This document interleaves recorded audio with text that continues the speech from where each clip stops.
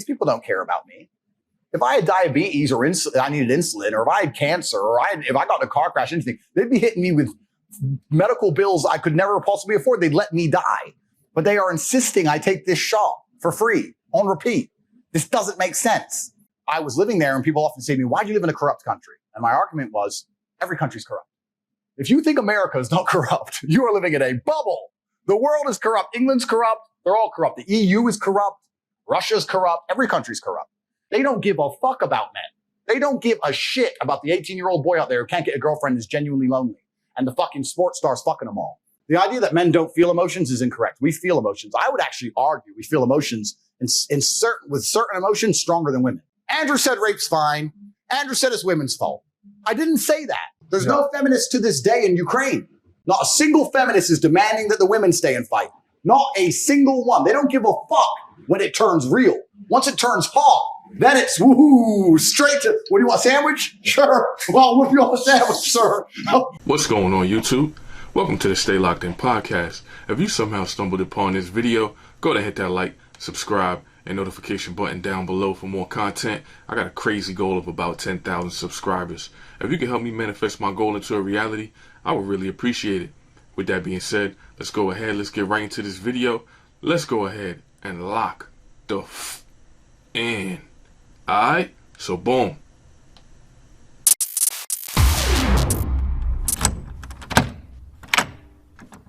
Alright, let's get right into this video. This video is on the man, the myth, the legend, the most hated man on the internet, banned across all social media platforms, Andrew Tate. A lot of gems that was dropped, a lot of knowledge, a lot of dressing all the rumors, and just some, controversial topics. With that being said, let's get right into it, man. Let's lock in. And I want to make something clear to the social media companies also as a whole. A lot of the things I said were in longer format video on YouTube 3-4 years ago.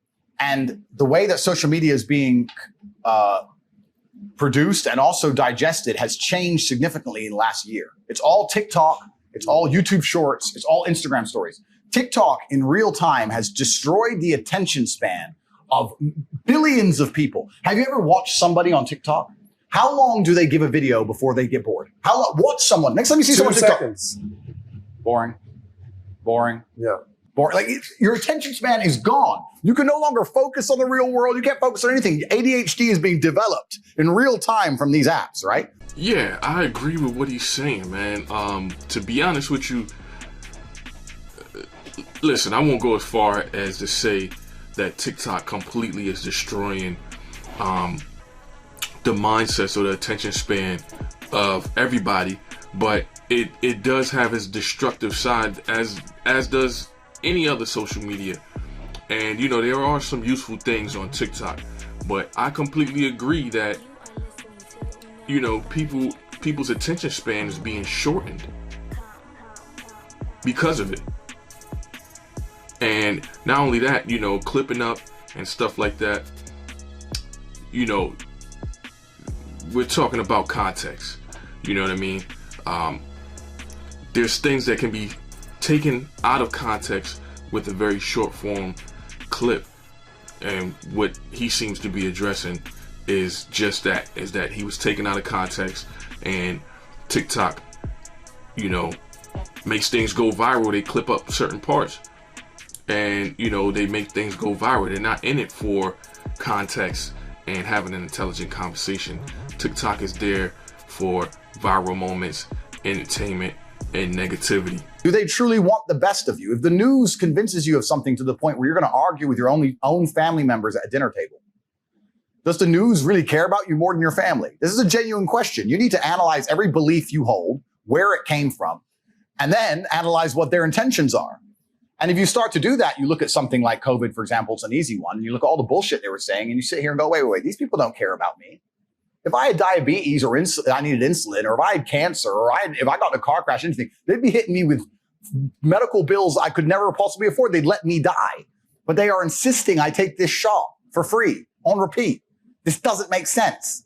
Facts on top of facts. I can't say enough about that. I've been preaching this for a long time. A lot of this shit that was happening just hasn't made sense. It just wasn't adding up. And I personally relate to what he's talking about right here, because I've personally gotten into arguments with family members and, people that I'm close to regarding this shot, man. And it's ridiculous. And it just goes to show you how manipulated we are and how influential the media is. You know what I mean? They tell you that this thing is the worst thing in the world, and you start to believe it. People was scared to come outside, scared to be around family members, and it was a divide between family members and yourself.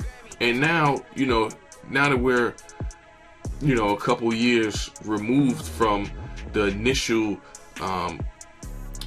COVID cases and things like that,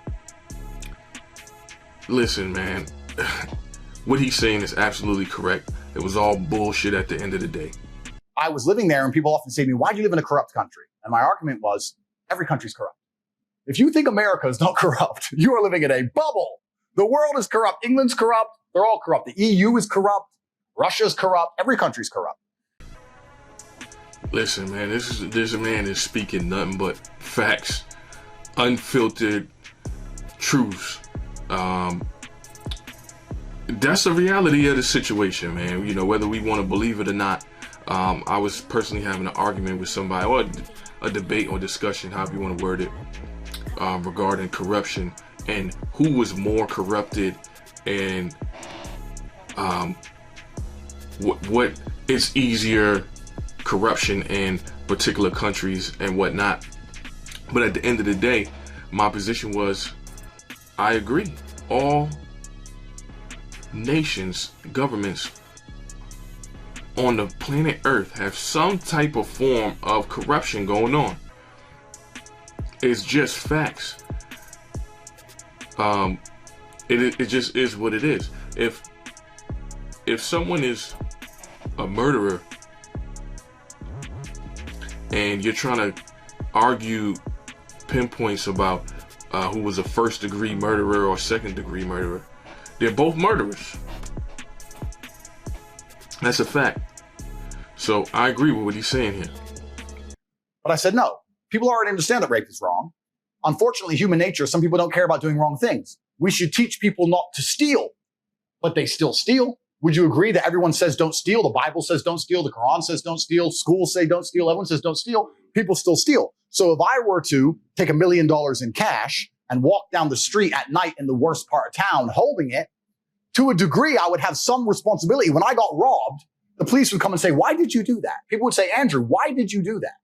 You have to protect yourself from things. You can't just rely on the ideological hope that other people in the world are going to be perfect and infallible, or that the law is going to prevent it. You have to say, no, I can't walk through the ghetto at 2 a.m.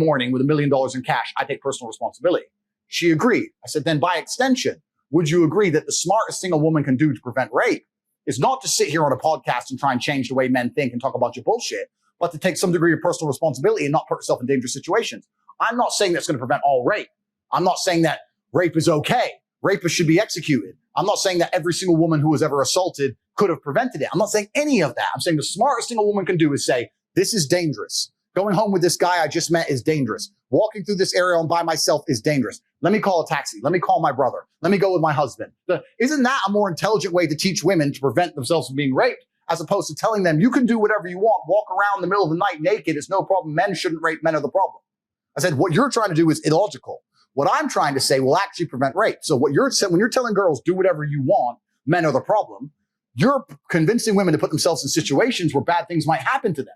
Whereas I'm saying, listen, women and men, look after yourselves. I'm a full-grown man, 4-time kickboxing world champion. There's places I don't go alone. I came here with security. That's called being an intelligent adult. So this is what I was trying to say. I was trying to say women need to protect themselves and bear some responsibility to make sure they don't put themselves in situations where bad things can happen to them easily. I'd like to think that's a pretty logical point. No. Andrew said rape's fine. Andrew said it's women's fault. I didn't say that. What Andrew is talking about right here is accountability. You know what I mean? Instead of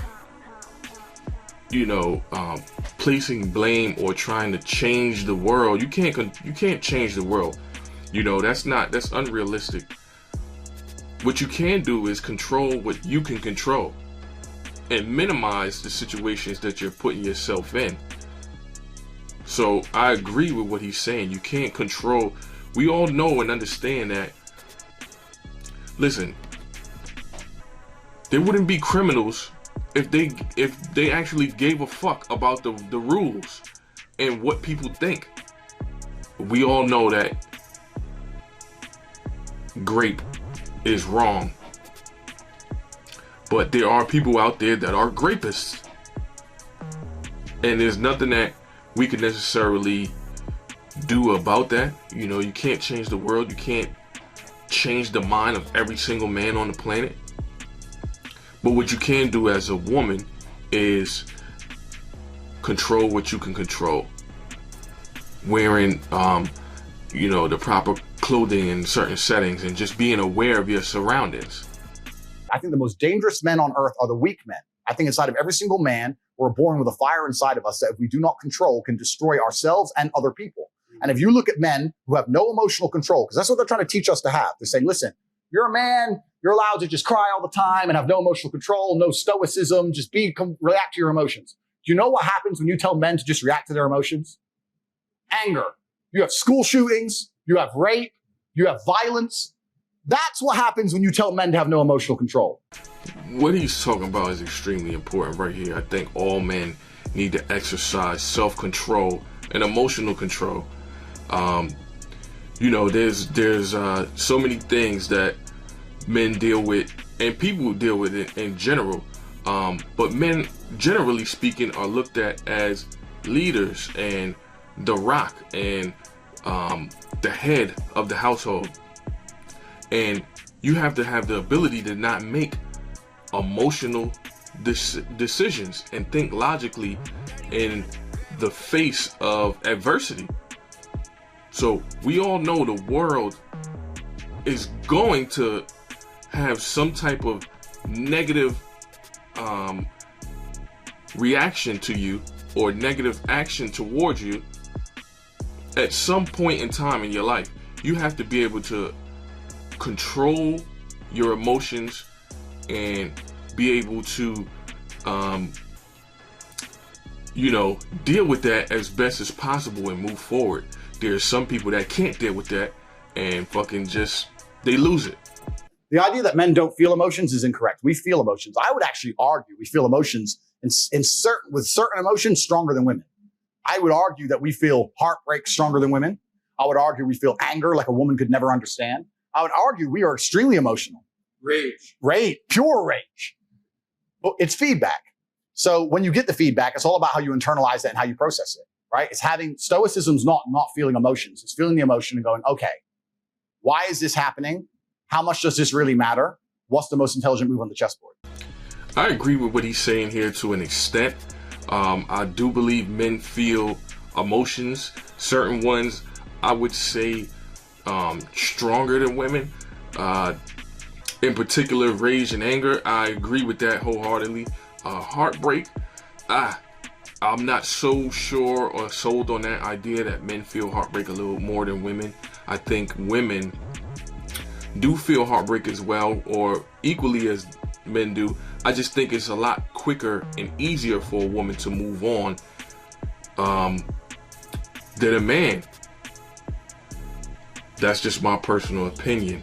And also what he's talking about here is stoicism, which is pretty much receiving negative situations, dealing with your emotions, and reacting to it logically, being able to handle that. Like he just said, what's the best move on the chessboard? He's talking about breaking your emotions down to logically applying it to your life. And then they're going to start printing articles talking about men's mental health. They don't give a fuck about men. They don't give a shit about the 18-year-old boy out there who can't get a girlfriend and is genuinely lonely. And the fucking sports star's fucking them all. I'm telling him what he has to do. I'm saying, listen, bro, of course the sports star's fucking them all. He's a G. You ain't shit. If you were a chick, would you choose you? Because I fucking wouldn't. So whose fault is that? The best thing about being a man is you get to build your character from the ground up. You're not born with any value. You're born as a blank slate. I decided I wanted to be a big toting, kickboxing, Bugatti driving fucking bad boy. I did it all myself. You get to choose you want to be a musician and be sensitive and play guitar and get them that and be important that way. You get to choose you want to go get in the cage, you kick the fuck out of somebody. You get to choose to be anything you want, but you have to go and do it. Right. It's going to be difficult because it's competitive. But that's the beauty of being a man, the blank slate. And I inspire men to look at themselves as a blank slate and go, you know what? I ain't shit now, but I can become anything I want. How could I possibly give up on myself? And then they delete me. And then they say we care about men's mental health. If they don't give a fuck, they're lying. What he's talking about here is extremely important. Men's mental health is really not seen in the light that it is for women. Unfortunately, it's just the reality of the world that we live in. Anytime, you know, men do express themselves, it's always a negative comment or connotation that comes along with that. So that's what he's saying, is they really don't give a fuck. Men's value, their value is seen in their status and what they can provide for somebody or to the world. So that's just the harsh realities that you have to deal with as a man. And I agree with what he's saying. And I think, you know, especially right here in this space on YouTube, where men do have a space that we can kind of connect with and bond all across the world.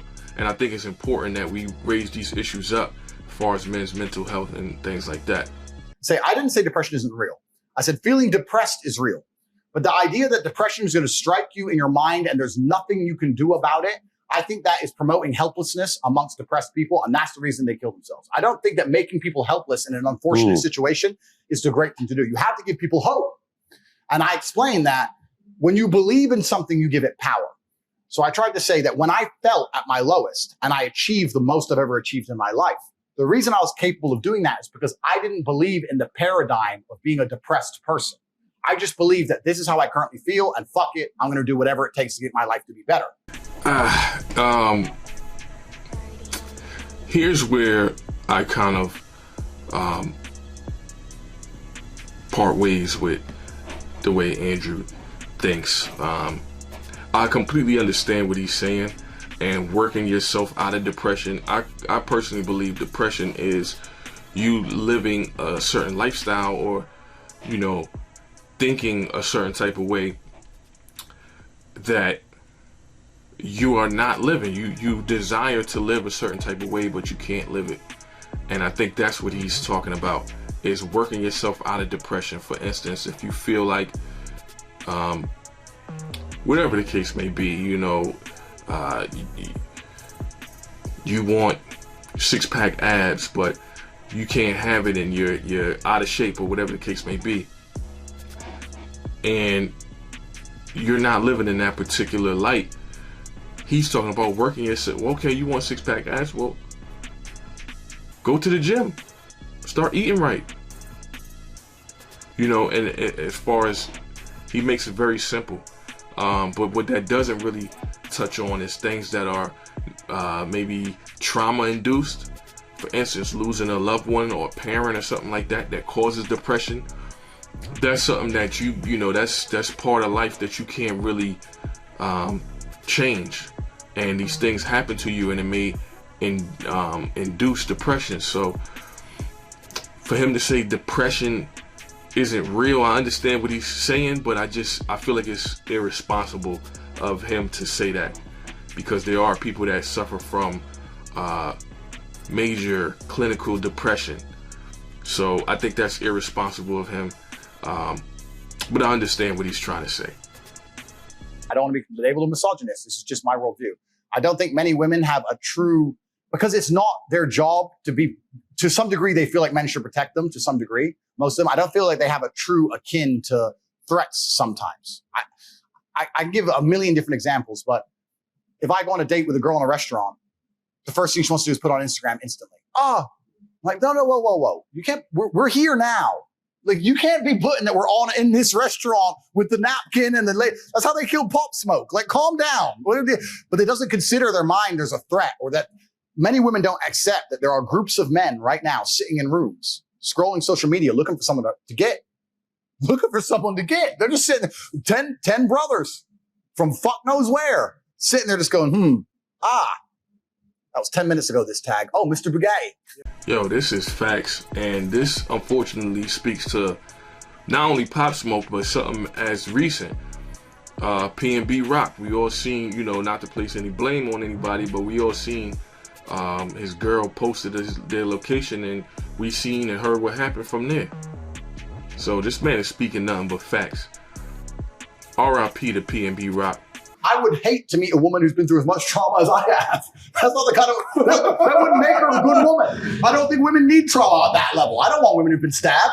There's no need for that. But I have been through it. So I think that in my experience, extrapolation, that men who are successful, a lot of them have been through enough for me to trust them more in a high pressure situation. And like I said, this comes with massive responsibility. This comes with massive detriments and downsides, right? And the feminists are like, no, you're controlling. It's not about controlling. It's about duty. There was no feminist on the Titanic. Then men can die. There's no feminists to this day in Ukraine. The Ukrainian women can leave. You'll see them partying in Warsaw and Prague. Ukrainian men can't leave the country. They're dying in a ditch. They have to stay and fight. Not a single feminist is demanding that the women stay and fight. Not a single one. They don't give a fuck when it turns real. Once it turns hot, then it's woohoo, straight to, what do you want, a sandwich? Sure. Well, I'll whip you off a sandwich, sir. What do you need? Then it all goes back. The closer you are to the real world, the closer people instantly get into their gender roles, because otherwise they get annihilated in real time. Yo, this shit is kind of funny, I ain't gonna lie. It kind of reminds me of a joke that Ari Spears told, where he was like, somebody break in the house, and you get your, I'm gonna sit in the bed with the covers up to my neck, and you get your equal ass up and go handle that. Hey man, when shit gets real and it hits the fan, at the end of the day, men are supposed to be men, and women appreciate men for being men. But for whatever reason, when somebody states it or openly says it, it's an issue. It's the climate and time that we live in nowadays. I'm curious to see. I want to see some of the comments. Let's go right into the comments. My man Felix Darfour says, thank you for having the extensive conversation with Andrew Tate. That was almost 5 hours of pure masculine energy and positive affirmation and what it takes to be raised as a man, grow up, living your masculinity, and being unashamed to share the same with the world. Top G. Agreed. Next comment. Abdul says, the fact that this is the most viewed video in just 6 days says that Tate is far from canceled. Well, I don't know about that. He is canceled apparently on all social media platforms. But you are right, sir. I agree. I think it's at 6 million views, like something like that in a week. Crazy. Map says, this dude is currently saving my life. Wow. I do not care what anyone says about him. Tate does save lives. I do not want to die anymore. That is crazy. That is powerful. Shout out to you, sir. I'm kind of curious to see what the females have to say. First female says, they didn't make a mistake. You pose too much valuable information. You're too intelligent. You're too powerful, sir. Their choice was strategic and very much so deliberate. Wow. Powerful statement. Next female says, what a great podcast. As a 25-year-old woman, I feel like every female should listen to this. Agreed. I think we live in a time where there's a gender war going on, and opposing sides just don't want to hear each other out. And I think this is healthy conversation and debate that we need to have. And I think it's dope that women like yourself, man, dainty daisy budgets, that can listen and respond and debate even if you don't agree. All right, that was my take on it. That's Andrew Tate in a nutshell. I believe the interview was 5 hours in total. Way too much content for me to touch on. But those were some of the highlights that stood out to me. I would suggest you go watch the video or interview for yourself in its entirety and be the judge for yourself. I was curious to see what the people had to say out there, and I'm also curious to know what it is that you think. Leave a comment down below and let's have a discussion. I really do appreciate everybody out there commenting, engaging, and watching these videos. I really do appreciate it. And I will catch you guys in the next video. Y'all be easy out there and stay locked in.